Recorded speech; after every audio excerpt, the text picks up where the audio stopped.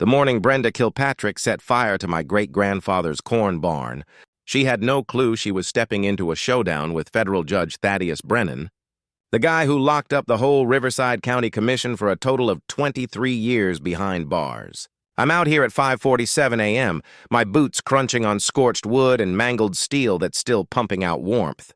That suffocating mix of charred oak, ancient corn residue, and gasoline fumes sticks to your tongue like soot. Brenda figured she was wiping out an ugly blotch that dragged down her real estate prices. What she really did was gift me a watertight federal lawsuit that would crush not only her, but the whole web of graft she'd been nurturing for ages. This beaming HOA boss committed one fatal blunder. She searched online for retired judge and assumed I was a toothless geezer who'd cave easily. She skipped digging into my expertise, taking apart crooked bureaucrats who twist authority for personal gain. What would you do if your HOA head incinerated the barn your great-grandfather constructed with his Purple Heart-scarred hands? Let me know where you're tuning in from, because I bet half of you have a Brenda wreaking havoc in your subdivision right this minute. My name is Thaddeus Brennan, and 3 years back I believed I'd hung up my gavel for good on putting folks in the slammer. 27 years presiding over federal cases hones your ability to sniff out sleaze from afar. But after seeing my wife Margaret succumb to cancer, I decided it was time to seek solace on the 47 acres my grandfather Seamus bequeathed me in Millfield County, Iowa. Seamus Brennan landed from County Cork in 1948 with zilch except Purple Heart fragments in his leg and hands that could craft things built to endure eternity. That corn barn rose in 1952, every plank hewn from Iowa oak, every connection so snug you couldn't wedge a nickel in there. 7 decades on, those aged walls still carried the sugary aroma of cured corn and the faint echo of his pipe smoke, blended with that unique tang of vintage timber that withstood countless harsh Iowa winters. I relocated here imagining retirement involved fixing up tractors, planting corn, and savoring the profound quiet you only find when your closest neighbor is a quarter-mile distant. What I hadn't anticipated was that quarter-mile being crammed with 847 identical McMansions known as Millfield Estates, all dominated by a lady who could school Machiavelli on cutthroat dominance. Brenda Kilpatrick didn't merely oversee the Millfield Estates HOA. She commanded it like her private empire. Imagine 5'6" of razor-edged command swathed in high-end outfits, pricier than most folks' rent checks, perpetually gripping a clipboard as if it held classified intel. Her spotless white Mercedes complemented her artificially bright grin. And when those spike heels struck the asphalt, they tapped out a beat that mimicked a ticking bomb. Tick, tick, tick. The lady had turned suburban uniformity into a weapon. Brenda hawked properties for her day job, pushing these identical houses to young couples who never scanned the small print on what their HOA could dictate. Her spouse Randy headed the county's largest building firm, which gave them more sway over local permits than the commissioners themselves. It resembled a feudal dynasty, but rather than a fortress, they governed from a plaza office adorned with inspirational signs about neighborhood norms. Here's the delightful twist. My land plunked right in the heart of their realm, yet entirely beyond their grasp. Seamus had wisely secured farming exemptions and resource rights in the county files long before HOAs were even a sparkle in some builder's vision. By law, Brenda held as much power over my turf as she did over the moon. But evidently, no one had schooled the self-crowned queen of the suburbs on real estate statutes. Her initial imperial drop-by happened on a brisk September dawn while I was nursing my grandfather's John Deere back to health. The deep growl of that vintage engine always stirred recollections of Seamus showing me the ropes at age 12, his rough palms steering mine on the wheel. I was buried up to my elbows in the carburetor, inhaling that classic blend of engine grease and dawn mist when those heels began rattling up my gravel path like approaching artillery fire. Mr. Brennan. Her tone had that signature broker vibe, sweetness laced with barbs. I'm Brenda Kilpatrick, HOA president. We must address your farming buildings. She positioned herself in her ivory power suit, glaring at my newly coated red barn as if it offended her ancestry. The early light made those walls shine like a scene from American Gothic, which they essentially were. a slice of authentic heartland history that had sustained households since Harry Truman's era. "Ma'am," I responded, cleaning motor oil from my fingers with a worn cloth. "I value your visit, but that barn's been exempted since well before your subdivision was even a blueprint in some developer's sketchbook." Her grin pulled taut like a snare. "Mr. Brennan, our community's home values hinge on upholding specific visual guidelines. That blight is noticeable from 17 residences, and honestly, it's ruining everybody's steak." The engine hummed into its reliable pulse behind us, and I could detect that trace of fall in the breeze signaling harvest time approached. "I get your worry," I answered, "but this is private farmland. Your HOA has precisely no say here." That's when her facade didn't just crack, it evaporated. Her gaze turned as lifeless as a predator's, and her tone sank to a murmur packing more threat than any prison term I'd ever imposed.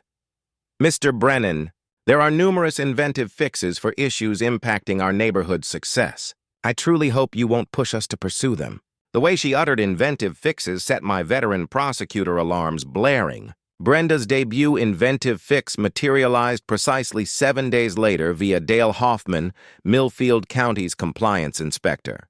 Dale rolled up on a Thursday morning in a county truck that appeared to have outlasted doomsday, holding a clipboard hefty enough to deflect shots. "Mr. Brennan," Dale's words wavered like a kid fumbling a date invite. "I've received some, reports here regarding possible infractions on your land." I placed my coffee cup aside, the one reading, "I endured 27 years of federal trials, and all I got was this crummy pension," and strolled over to where Dale fidgeted, shifting as if he urgently required relief. The morning chill bore that crisp October sting mingled with the anxious perspiration pouring off him. The poor guy resembled someone heading to his own hanging. "What sort of infractions, Dale?" He rifled through documents with trembling fingers like quaking fall foliage. "Well, there are unnamed reports on sound rules, particle management, possible pest nesting, incorrect handling of farm tools, drainage worries, ecological risks." His pitch diminished with every point. I'd witnessed plenty of scared testifiers to spot when a person was under duress. "Dale, how many reports hit this week?" 14. The number dropped like a verdict. 14 unnamed reports in a single week about a spread that's been quietly operating since Eisenhower's days. Dale's throat bobbed like it was dancing. "Look, Judge, apologies, Mr. Brennan. I know this reeks more than a hog lot in July, but I've got twin girls heading to university soon. And specific folks with pullover county deals have made it plain that rigorous oversight in this zone would boost my job prospects." The stress on rigorous oversight revealed all I needed. "Who's exerting this force, Dale?" He scanned around as if assassins lurked in my crop rows, then whipped out his device. "She's not bothering to conceal it now." The display revealed a message log. "Dale, Brenda Kilpatrick here. The Brennan matter demands prompt and thorough handling. I trust you grasp the value of preserving community guidelines. Randy's firm has multiple county bids upcoming, and we appreciate partnering with helpful staff." Damn, she just delivered me a loaded pistol with her prints everywhere. My seasoned prosecutor mind revved like a dormant motor getting high-octane fuel. 27 years breaking down graft rings had schooled me on spotting schemes, and this carried all the finesse of a gangster extortion. "Dale, a fast lesson in law. You know Iowa's right to farm statute?" He shook his head like a baffled Labrador. Iowa Code, Chapter 352. Safeguards farming activities set up prior to adjacent growth. It explicitly bars local authorities from deploying annoyance rules to bother existing farms. I pointed to my barn, which was genuinely older than us both put together. "Every grievance you mentioned qualifies as annoyance rules. Right to farm protections in many states form an unbreakable barrier against pestering claims aimed at ag ops that came before nearby housing. If your farm or countryside spot predated adjacent neighborhoods, look up your state's ag safeguard laws. They're usually bulletproof." Dale's complexion paled whiter than new fallen snow. "Are you saying these reports are unlawful?" "I'm saying whoever's guiding you either ignores ag law or they're betting you do." I began snapping pics of his clipboard with my phone. "Care if I record this teaching moment?" "Christ, Judge, if Brenda learns I allowed you, Dale." My courtroom voice could have stopped a charging bull. I'm not your problem here, but someone is using county resources to conduct a personal vendetta against protected agricultural property, and that makes you an unwitting accomplice to official misconduct.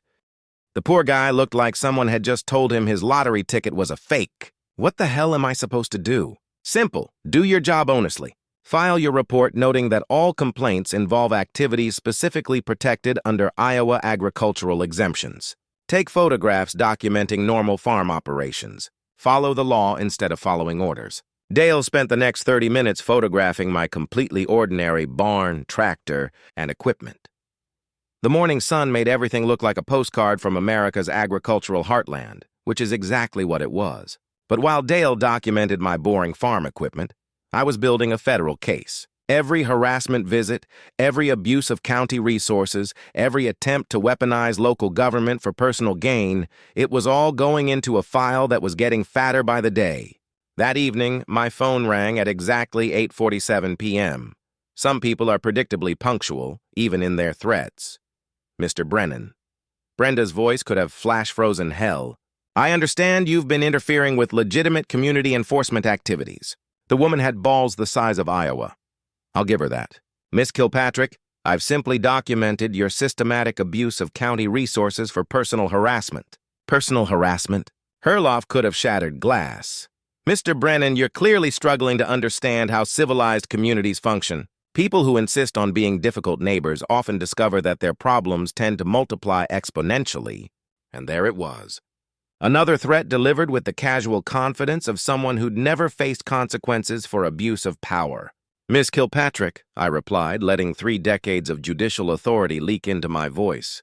I think you're about to learn that some people's problems have a way of becoming everyone else's solutions. The silence that followed was so cold I could practically hear her brain calculating whether she'd just bitten off more than she could chew. Brenda's second wave of creativity arrived 10 days later in the form of legal papers served by a process server who looked like he'd rather be delivering anthrax. The lawsuit filed in Millfield County District Court demanded immediate demolition of my structurally dangerous agricultural facility and $50,000 in damages for diminished property, values, and severe emotional distress. I sat in my kitchen reading this legal fiction while my morning coffee went cold, and the sheer audacity made me laugh until my ribs hurt. After 27 years of seeing frivolous lawsuits, this one was a goddamn masterpiece.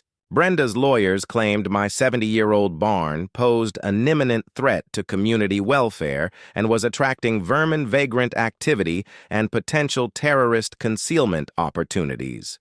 Terrorist concealment opportunities in a corn barn in Iowa. The letterhead had told the real story.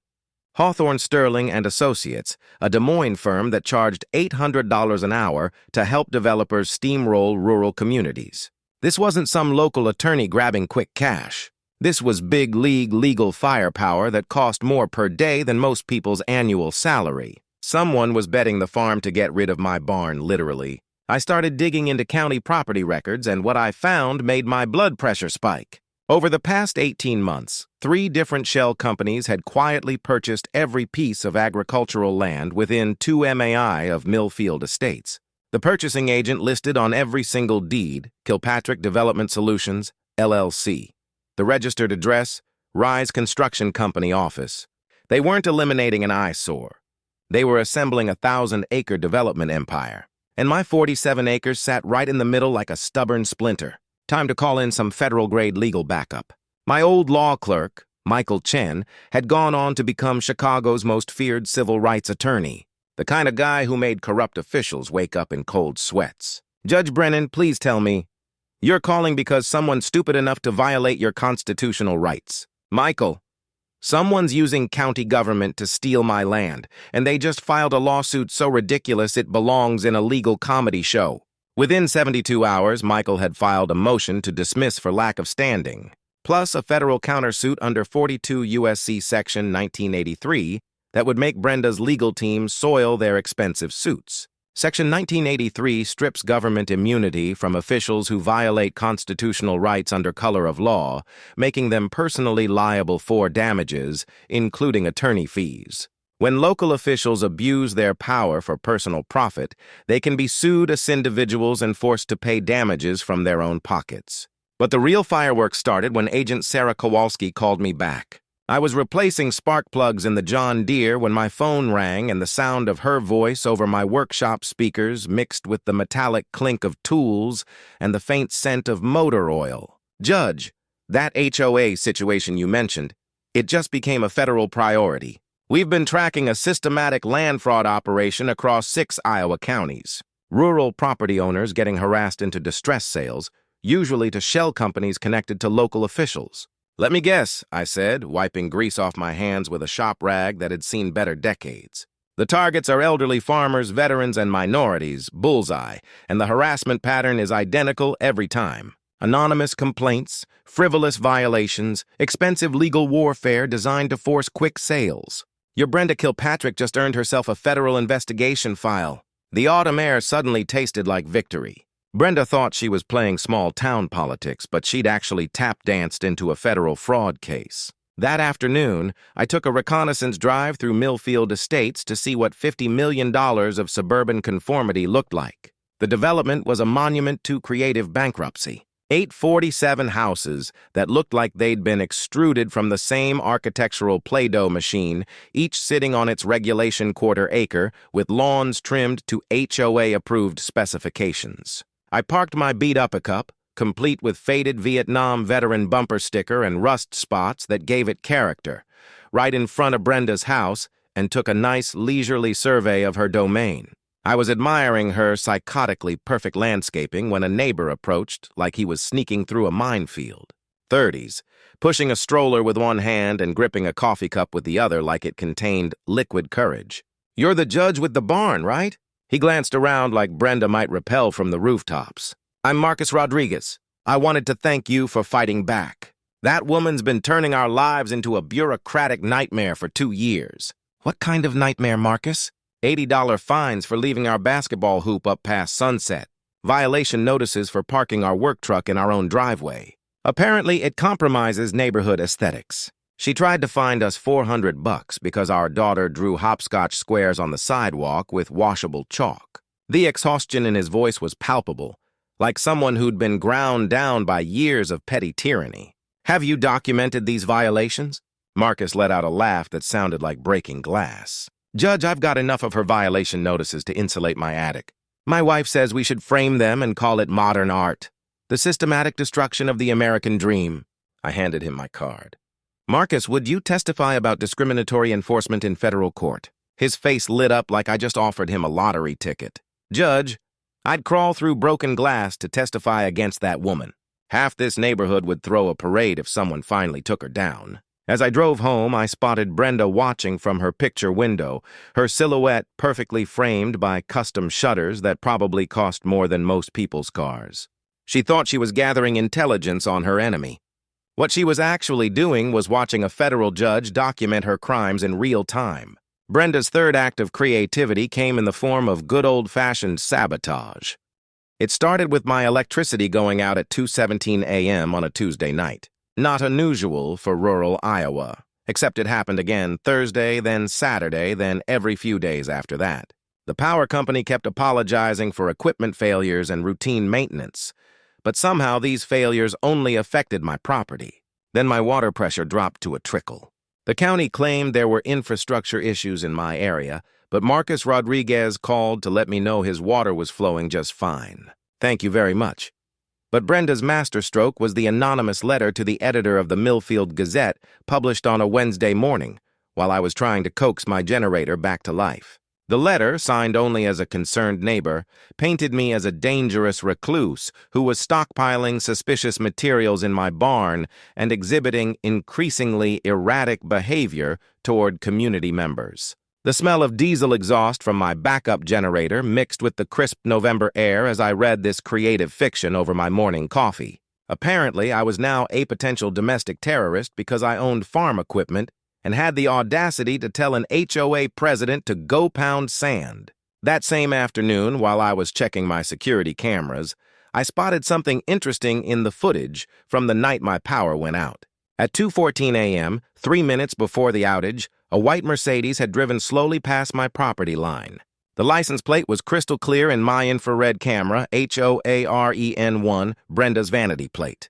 She'd been scouting my property in the middle of the night, probably looking for the perfect sabotage opportunity. But if Brenda thought a few power outages and some small-town gossip would break me, she clearly hadn't done her homework on federal judges. We don't break, we build cases. I called Agent Kowalski with an update on my domestic terrorism allegations. Sarah, our HOA queen, just escalated to infrastructure sabotage and character assassination. I've got video evidence of surveillance, documented utility tampering, and now she's trying to paint me as a security threat. Perfect, Sarah said, and I could hear the satisfaction in her voice. Judge, what I'm about to tell you is going to make your day. We just got approval for electronic surveillance on the Kilpatrick organization.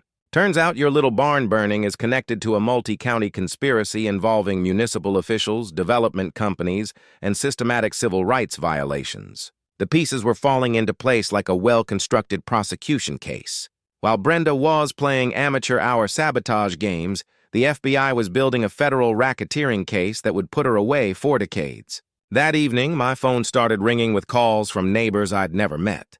Word was spreading through Millfield Estates that the old judge was fighting back and people were coming out of the woodwork with their own Brenda horror stories. Mrs. Chen, the elderly widow from Maple Lane, called to tell me about the time Brenda fined her $200 for hanging laundry outside. Apparently, clotheslines were inconsistent with community standards, even though they weren't mentioned anywhere in the HOA rules. Tom Patterson, a veteran from Oak Street, got hit with violation notices every time he parked his motorcycle in his own driveway. Brenda claimed it was commercial equipment, even though Tom used it to commute to his job at the VA hospital. The pattern was becoming impossible to ignore. Brenda targeted anyone who couldn't afford to fight back. Elderly residents on fixed incomes, working families with kids, veterans trying to rebuild their lives, anyone who looked like an easy mark for her power games. My favorite call came from Jennifer Walsh, a single mom who got fined for having a non-regulation garden gnome in her front yard. When she asked which regulation it violated, Brenda told her that garden gnomes attracted the wrong element to the neighborhood. Jennifer asked if that meant the gnomes or the people who liked them, and Brenda's response was apparently unprintable in polite company. But the most disturbing call came from Marcus Rodriguez. Judge, I need to tell you something. Brenda approached my wife at the grocery store yesterday. She told Maria that it would be unfortunate if my immigration status came under federal scrutiny. My blood pressure spiked. Marcus, are you a naturalized citizen? 20 years ago, Judge. I've got the certificate framed in my living room, but Brenda doesn't know that. And she's betting I'm too scared to find out what kind of trouble she can cause. That threat crossed a line from harassment into something much more serious. Threatening to weaponize federal immigration enforcement against a U.S. citizen for personal revenge wasn't just abuse of power. It was a federal crime in itself. I spent that evening documenting every call, every story, every pattern of discriminatory enforcement that Brenda had used to terrorize her own neighbors. The filing cabinet in my den was starting to look like the evidence room from a major racketeering case, which, as it turned out, was exactly what it was becoming. At 3:17 a.m., I was jolted awake by the smell of smoke. I looked out my bedroom window to see an orange glow where my grandfather's barn used to stand. The structure that had weathered 70 Iowa winters, that had sheltered 3 generations of corn harvests, that had survived the Dust Bowl and the farm crisis of the 1980s, was burning like a Viking funeral pea. I stood there in my pajamas, watching 70 years of family history turn to ash and char, and I felt something I hadn't experienced since my first day on the federal bench. The cold, focused fury that comes right before you destroy someone's entire world. Brenda Kilpatrick had just made the biggest mistake of her life. While the fire department was still hosing down the smoldering remains of my grandfather's barn, I was already making phone calls. The first went to Agent Kowalski, who answered on the second ring despite it being 4:23 a.m.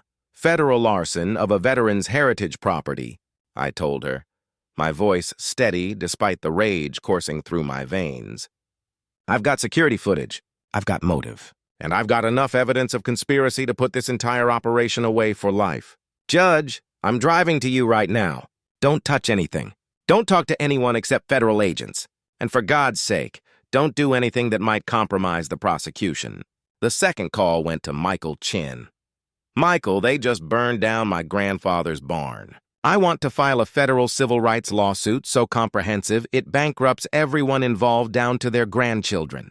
But it was my third call that would change everything. I dialed my old colleague, federal judge Patricia Morrison, who'd been handling property law cases for 30 years. Patty, I need you to walk me through something about agricultural exemptions and HOA authority. If someone wanted to force the sale of grandfathered agricultural property, what would be the legal mechanism? Thad, the only way to break agricultural exemptions is to prove the property is no longer being used for agricultural purposes, or to demonstrate that the exemption was fraudulently obtained. Why are you asking? That's when it hit me like a sledgehammer to the skull. I'd been looking at this all wrong. I grabbed my laptop and started pulling county records, digging deeper than I ever had before. What I found in the original HOA incorporation documents made my hands shake with fury. The bombshell, the Millfield Estates, HOA, wasn't just a homeowners association. Buried in Section 47C of the incorporation papers was a clause that gave the HOA first right of refusal on any non-conforming properties within a 2 MA radius at 60% of assessed market value. Every harassment campaign, every bogus violation, every attempt to force me off my land wasn't random cruelty. It was a systematic plan to make my life so miserable that I'd sell my property for pennies on the dollar directly to Brenda's HOA. But their all kicker was in the financial disclosures I found buried in the county clerk's office. Brenda Kilpatrick personally owned $2.3 million in stock in H. Heartland Development Corporation, the same company that held the purchase options on my land and every other agricultural property they'd been targeting. She wasn't just an HOA president drunk on power. She was a criminal running a multi-million-dollar land fraud operation. Many HOA incorporation documents contain hidden clauses about property acquisition rights that most homeowners never read, giving HOA boards legal mechanisms to acquire surrounding properties at below-market prices. Always read the complete HOA covenants before buying in a development. These documents can contain shocking property acquisition powers. The financial web went deeper than I'd imagined. Rise Construction Company had been awarded 847 building permits for Millfield Estates, plus contracts for every road, every utility line, every piece of infrastructure in the development. The total value exceeded $50 million, all of it flowing through companies that Brenda either owned or controlled. My 47 acres wasn't just an eyesore to her. It was the final piece in a development empire worth hundreds of millions of dollars. With my property, they could build another 200 luxury homes, a shopping center, maybe even a golf course. No wonder she was willing to commit federal arson to get rid of me. I spent the rest of the morning documenting everything, building a financial conspiracy case that would make the Watergate prosecutors jealous. By the time Agent Kowalski arrived at 7:15 a.m., I had enough evidence to prove that Brenda Kilpatrick was running the most sophisticated rural land fraud operation in Iowa history. "Agent Kowalski," I said, handing her a thick folder as we stood in the ashes of my grandfather's barn. "I believe we need to discuss RICO charges." The smell of charred oak mixed with the morning air. And for the first time since this whole mess started, I smiled. Brenda thought burning down my barn would break my spirit. What she'd actually done washing me the key to her entire criminal empire.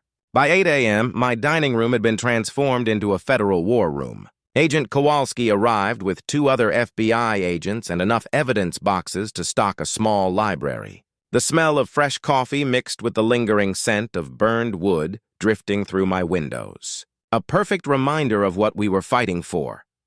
"Judge Brennan," Agent Kowalski said, spreading files across my grandmother's oak table. "What you've uncovered connects to our broader investigation in ways that are frankly stunning. Brenda Kilpatrick isn't just running a local scam. She's the Iowa hub of a multi-state land fraud network. Agent Rodriguez, a sharp-eyed investigator from the Des Moines field office, pulled out a tablet showing financial flowcharts that looked like a spiderweb designed by a paranoid mathematician. We've traced similar operations in Minnesota, Wisconsin, and Illinois. The pattern is identical. HOA harassment, municipal corruption, forced property sales, massive development profits. The third agent, Thompson, was already setting up surveillance equipment. "Judge, we'd like your permission to wire your property. When Brenda makes her next move, and she will, we want every word recorded in federal court quality." While the FBI turned my farm into a surveillance station, I was building the legal strategy that would destroy Brenda's empire. Michael Chen drove down from Chicago with a legal team that looked like they could prosecute war crimes. And my old clerk, Sarah Martinez, flew in from Denver with her expertise in municipal corruption cases. "Thad," Michael said, reviewing my evidence files, "this is the most comprehensive civil rights violation case I've seen in 15 years. We're talking about systematic targeting of protected classes, abuse of government resources, conspiracy to commit fraud. This is a prosecutor's dream. Under federal RICO statutes, a pattern of criminal activity conducted through an organization can result in asset forfeit of the entire enterprise, plus triple damages for victims. When criminals use legitimate businesses to conduct illegal schemes, federal prosecutors can seize everything: bank accounts, properties, even personal assets." The community mobilization was happening faster than I'd expected. Marcus Rodriguez had organized a secret meeting in the basement of St. Mary's Catholic Church, and by Thursday evening, 47 Millfield Estates residents had shown up with documentation of Brenda's harassment campaigns. Mrs. Chen brought a shoebox full of violation notices, each one more ridiculous than the last. Tom Patterson had photographs of Brenda's people measuring his grass with rulers to find violations.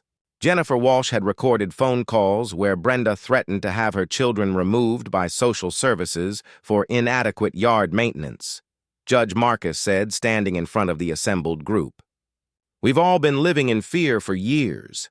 Some of us were afraid to hang our flag outside on Veterans Day because Brenda said patriotic displays were politically divisive. She made us feel like prisoners in our own homes." The documentation project revealed the true scope of Brenda's operation. Over 3 years, she'd issued 1,247 violation notices to 187 different families. The average fine was $312, but the psychological damage was immeasurable. People were selling their homes and moving away rather than deal with her constant harassment. My favorite piece of evidence came from Bob Hendris, a retired postal worker who'd been fined for having a non-regulation American flag in his front yard. When asked Brenda which regulation prohibited the flag, she told him that flags needed to be proportionally appropriate to their residential aesthetic. Bob's response was to install a 30-foot flagpole in his backyard and fly a flag the size of a bedsheet, which technically wasn't in his front yard and therefore didn't violate her made-up rule. While the FBI was building their criminal case and Michael was preparing our civil lawsuit, I was working on the Peace Tour Assistance, a comprehensive federal complaint that would expose the entire corruption network to public scrutiny. Tom Brennan, no relation despite the name, ran the Millfield Gazette and jumped at the chance to cover the biggest story in the county's history. "Judge, this is Pulitzer Prize material. A federal judge taking down municipal corruption in his own backyard. This is going national." The media strategy was crucial. We needed public attention to prevent Brenda from destroying evidence or intimidating witnesses. Tom coordinated with the Des Moines Register, and by Friday afternoon, reporters from 3 major newspapers were calling for interviews. Agent Kowalski brought in technical specialists to analyze the security footage from my barn fire. The results were damning. They'd identified 3 separate vehicles in the area between 2 a.m. and 3 a.m., including Brenda's Mercedes and 2 trucks registered to Rise Construction Company. "Judge," she said, showing me the enhanced footage on her laptop, "we've got them dead to rights. Vehicle identification, cell phone tower pings, even chemical residue analysis that confirms accelerant use. This isn't just arson. It's a federal terrorism charge waiting to happen." By Sunday evening, our legal and investigative team had assembled enough evidence to take down Asmal government. The plan was elegant in its simplicity. We'd use the monthly HOA meeting to publicly expose Brenda's crimes with federal agents positioned to make arrests and media present to document everything. "Brenda thinks she's been playing chess," I told the assembled team as we reviewed our final strategy. "What she doesn't realize is that we've been playing federal prosecution this whole time, and she just walked into checkmate." The sound of my grandfather's wind chimes on the front porch, mixed with the autumn evening. Air and I could almost feel Seamus nodding his approval. This wasn't just about justice for my barn anymore. This was about saving an entire community from a predator who'd been feeding on their fear for years. Brenda's desperation revealed itself 3 days before the monthly HOA meeting. and it came wrapped in a package so audacious I almost admired her brass. She showed up at my front door at exactly 10 a.m. on a Tuesday morning, accompanied by County Commissioner Dale Fitzpatrick, a man whose belly strained against his suit like a sausage about to burst its casing. "Mr. Brennan," Brenda said, her voice dripping with fake concern. "I think there's been a terrible misunderstanding. Dale and I would like to discuss a mutually beneficial resolution to our community situation." I invited them into my kitchen, where the smell of fresh coffee mixed with the lingering scent of charred wood drifting through the windows. What I didn't tell them was that Agent Kowalski's surveillance team had wired my entire house, and every word they spoke was being recorded in crystal-clear digital quality. Commissioner Fitzpatrick settled his bulk into my grandfather's chair and got straight to business. "Judge, we understand you've suffered some property damage recently. The county would like to make this right."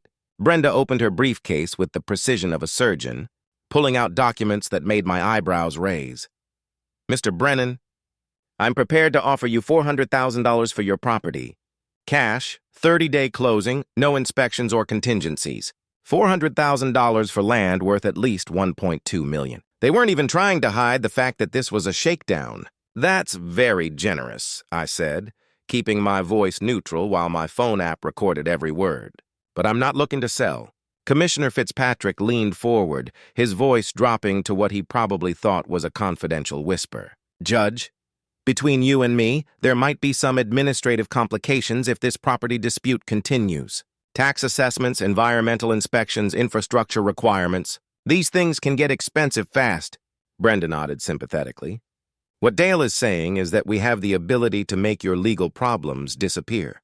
That federal lawsuit, the insurance claims from the fire, all of that could be resolved very quietly if we can reach an understanding. Wholly. They were offering to obstruct federal justice in exchange for my land. And if I don't accept this generous offer?" I asked, pouring myself more coffee with hands that stayed perfectly steady despite my racing pulse. Fitzpatrick's smile had all the warmth of a January blizzard. "Well, Judge, county government has many tools at its disposal.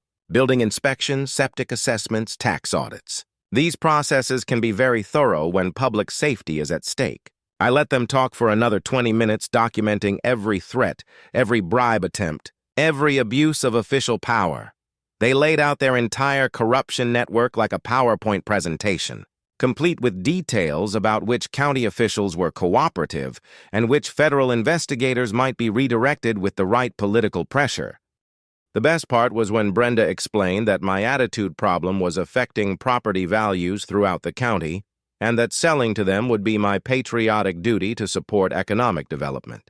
Apparently, letting corrupt officials steal your family land was now a form of civic service. After they left, I called Agent Kowalski immediately. "Sarah, I just recorded a sitting county commissioner offering to obstruct federal justice and a HOA president attempting to bribe a federal witness. Please tell me you got all of that." "Every beautiful word, Judge. We've got enough evidence to charge them with conspiracy, bribery, obstruction of justice, and abuse of office. Your little coffee meeting just became the centerpiece of our federal case." But Brenda wasn't done with her desperate measures. That afternoon, Marcus Rodriguez called with panic in his voice. "Judge, they're escalating." Brenda just had my wife fired from her job at the county hospital. They claimed budget cuts, but Maria was the only one terminated, and she'd just gotten a performance bonus last month. The attacks on my supporters were systematic and vicious. Mrs. Chen received a notice that her property taxes were being reassessed for potential overvaluation. Tom Patterson got hit with a county citation claiming his motorcycle violated noise ordinances, even though he hadn't started it in 3 days. Jennifer Walsh called to report that social services had shown up at her house for an anonymous tip about child welfare concerns. The investigator apologized profusely when he saw her pristine home and well-cared-for children, admitting that the complaint had been suspiciously vague and probably malicious. Federal witness intimidation laws carry severe penalties up to 20 years in prison for threatening or retaliating against someone cooperating with federal investigators. If you're helping with a federal investigation and face retaliation, document everything and report it immediately. Witness intimidation charges often carry longer sentences than the original crimes. That evening, my phone rang with calls from reporters. Someone had leaked information about the federal investigation to the media. And suddenly my little HOA dispute was front-page news across Iowa. "Judge Brennan," said Katie Morrison from Channel 7 News, "can you confirm that you're cooperating with a federal investigation into municipal corruption in Millfield County?" The leak wasn't accidental. Brenda was trying to control the narrative, painting herself as a victim of federal overreach and me as a vindictive ex-judge using my connections to harass honest community leaders. But her media strategy backfired spectacularly. Instead of sympathy, she generated intense public scrutiny of her financial dealings and political connections. By Thursday morning, 3 more news outlets were investigating HOA abuse patterns across Iowa, and the state attorney general's office had announced its own inquiry into municipal corruption. Brenda had tried to bury me with threats and bribes. Instead, she'd created a media firestorm that would expose her crimes to the entire state. The woman was digging her own grave with a federalized shovel. Brenda's final act of desperation came in the form of a public relations blitz that would have made Joseph Goebbels proud. She hired Meridian Crisis Management, a Chicago firm that specialized in rehabilitating the reputations of disgraced politicians and corporate executives. Within 48 hours, Millfield County was flooded with a narrative that painted me as an unstable, has been abusing federal connections to terrorize honest community leaders. The campaign was sophisticated and vicious. Anonymous social media accounts sprouted like weeds, spreading rumors that I'd been forced into early retirement due to cognitive decline and judicial misconduct. Local Facebook groups were suddenly filled with posts questioning my mental stability and suggesting that my obsession with the HOA was evidence of paranoid delusions. The most damaging attack came in the form of a leaked audio recording supposedly from a closed judicial conference, where someone with a voice remarkably similar to mine discussed letting dangerous criminals walk free due to procedural technicalities. The recording was expertly doctored, mixing real audio from my federal sentencing hearings with fabricated statements designed to destroy my credibility. But Brenda made a critical error. She underestimated how much federal agents hate being lied to. Agent Kowalski called me at 6:23 a.m., her voice tight with controlled fury. "Judge, that audio recording is fake as a 3 bill. Our technical analysis shows at least 17 different splice points, and the voice pattern analysis doesn't match your speech rhythms. Whoever made this is looking at federal charges for fabricating evidence in a criminal investigation." The FBI's response was swift and devastating. Within hours, they'd traced the recording to a digital media company in Des Moines that specialized in reputation management for political campaigns. The company's client list read like a who's who of corrupt officials across the Midwest, and their payment records showed a direct wire transfer from Kilpatrick Development Solutions. While Brenda was busy destroying her own credibility with fake evidence, I was documenting the systematic retaliation against anyone who dared to support me. The harassment campaign had reached truly vindictive levels. Marcus Rodriguez's immigration status was suddenly under review by federal authorities, except the investigation request had come from County Commissioner Fitzpatrick, not from any legitimate federal agency. When IC agents showed up at Marcus's door, they were genuinely confused to discover he'd been a naturalized citizen for 20 years. Mrs. Chen received a property condemnation notice claiming her 70-year-old house was structurally unsound and required immediate evacuation. The county inspector, who signed the notice, later admitted privately that he'd never actually visited her property. He'd just been told to find problems with anyone supporting the troublesome judge. Tom Patterson got arrested for public intoxication while stone-cold sober in his own driveway.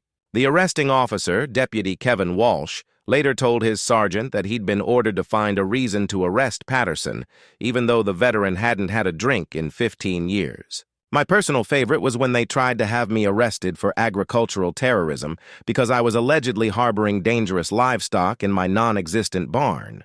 The county animal control officer showed up with a warrant to seize my militant poultry, only to discover that I didn't own any chickens, militant or otherwise. When he asked who'd filed the complaint, his supervisor just shrugged and said it had come from reliable sources in the community. But the retaliation campaign created an unexpected consequence. It generated dozens of additional federal witnesses. Every abuse of power, every fraudulent government action, every attempt to weaponize county resources for personal revenge created new victims who were eager to testify.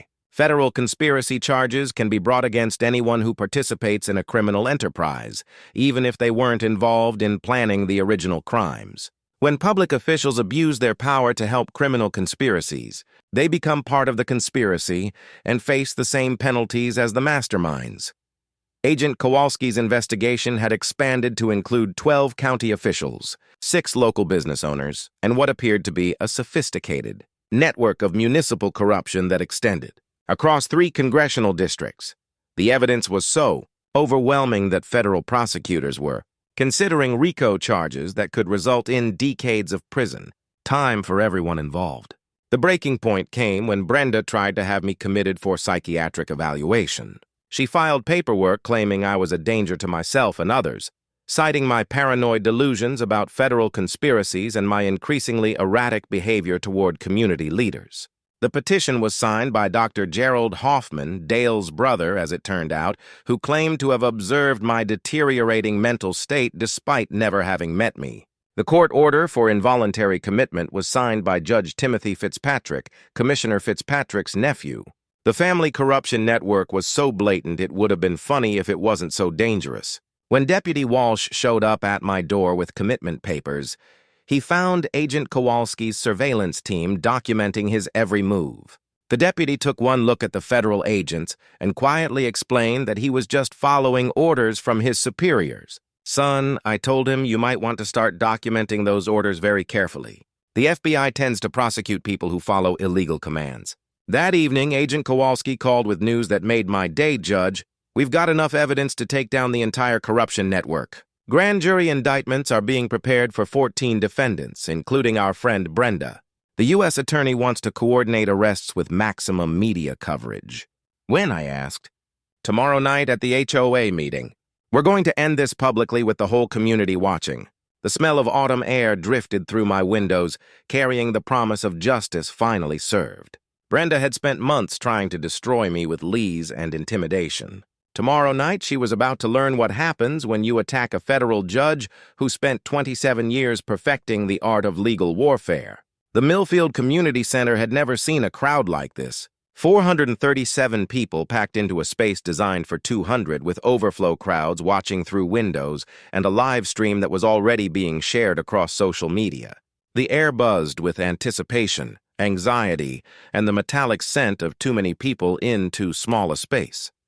I arrived at exactly 700 p.m. carrying my grandfather's charred hammer in a clear evidence bag. The symbolism wasn't subtle, but sometimes the best justice is served without subtlety. Agent Kowalski and her team were positioned throughout the crowd, dressed as concerned residents, but communicating through nearly invisible earpieces. Brenda called the meeting to order with the confidence of someone who still believed she controlled the narrative. She wore her most expensive suit, navy blue Armani that probably cost more than most people's monthly mortgage, and her smile had been polished to courtroom perfection. Before we begin tonight's agenda, she announced, her voice carrying that familiar edge of authority. "I want to address the recent harassment campaign being conducted against your elected HOA leadership by certain individuals who refuse to respect community standards." The crowd murmured, but not in the way she expected.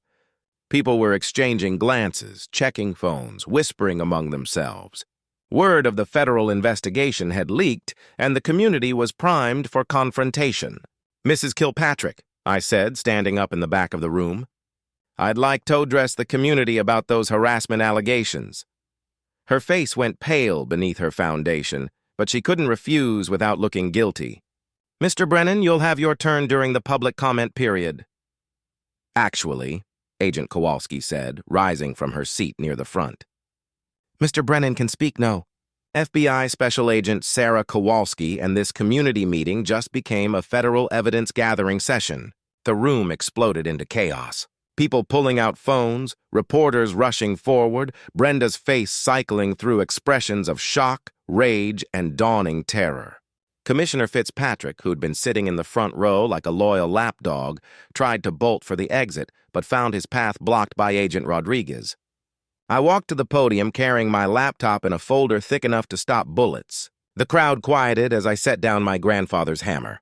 The sound of charred wood hitting the podium echoing through the suddenly silent room. "My name is Federal Judge Thaddeus Brennan, retired." 3 months ago, Brenda Kilpatrick began a systematic campaign to force me off my family's land through harassment, intimidation, and eventually arson.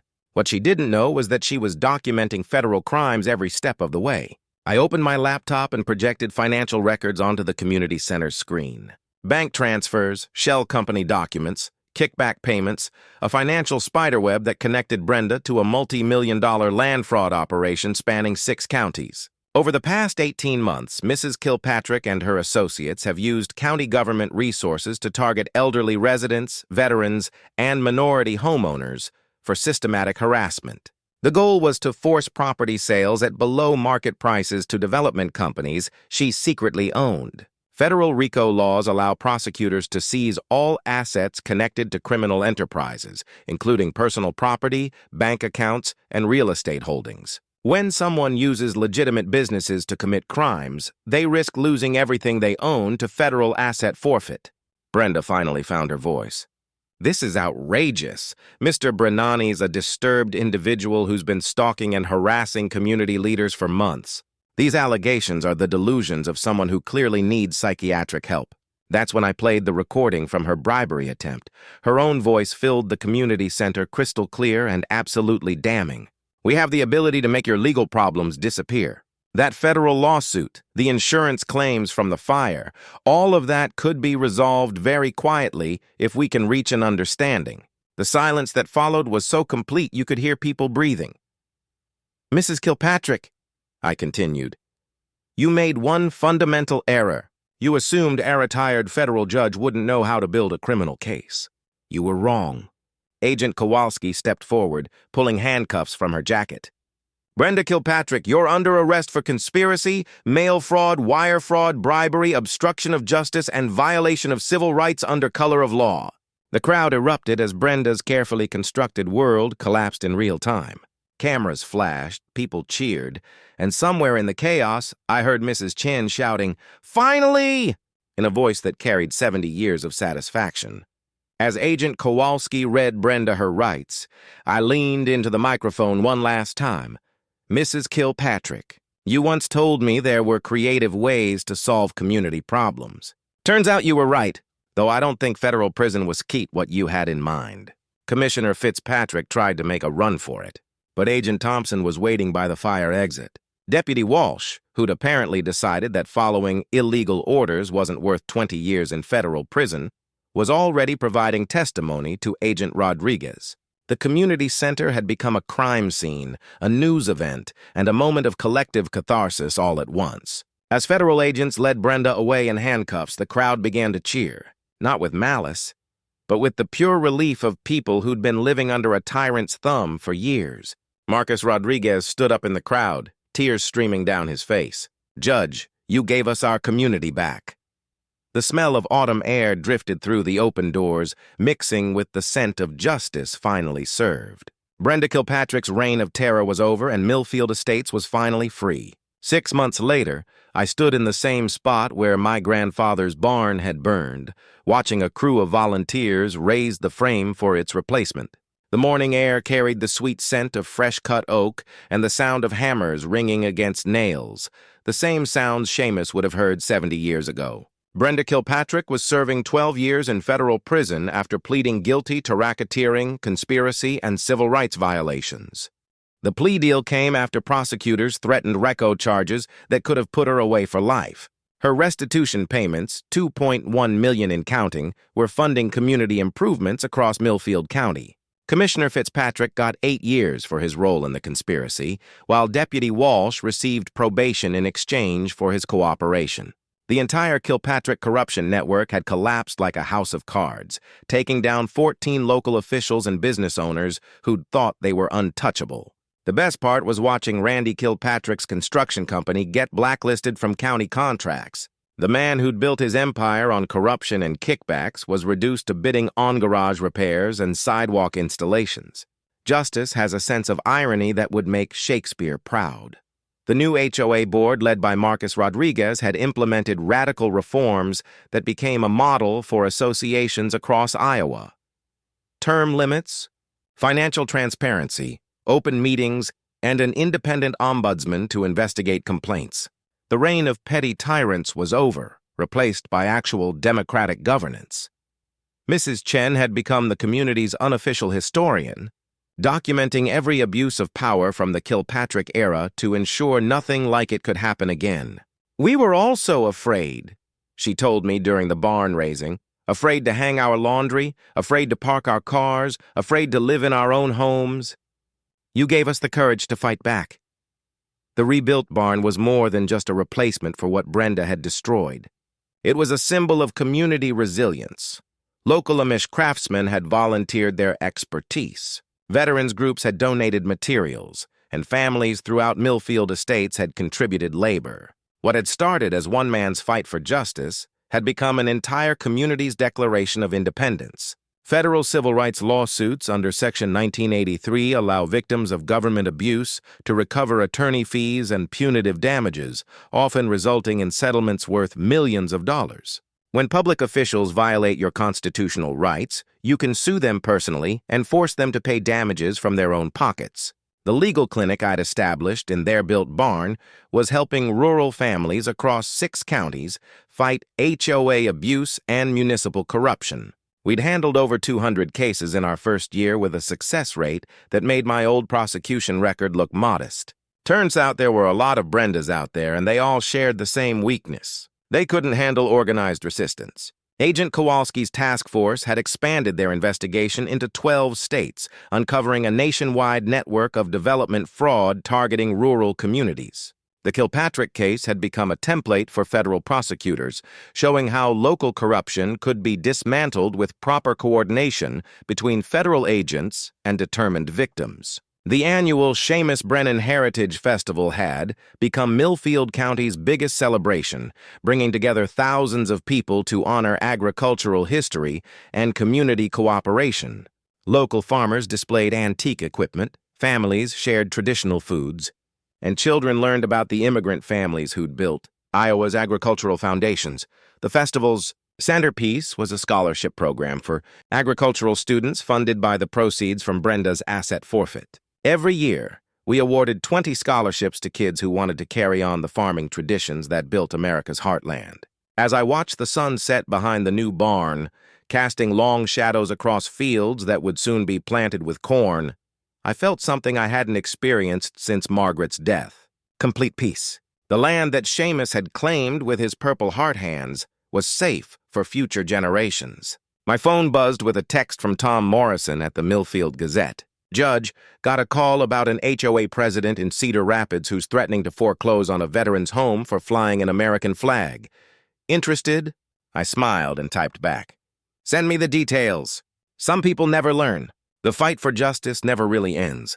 It just finds new battlefields. But now I had a community of allies, a barn full of legal resources, and the satisfaction of knowing that predators like Brenda Kilpatrick would think twice before targeting rural families. If you've got your own HOA nightmare story, share it in the comments below. Your experience might help someone else fight back. And don't forget to subscribe for more stories about justice prevailing over corruption. Hit that notification bell because next week I'm telling you about the small-town mayor who tried to steal a veterans memorial and how one determined Gold Star mother brought down his entire administration.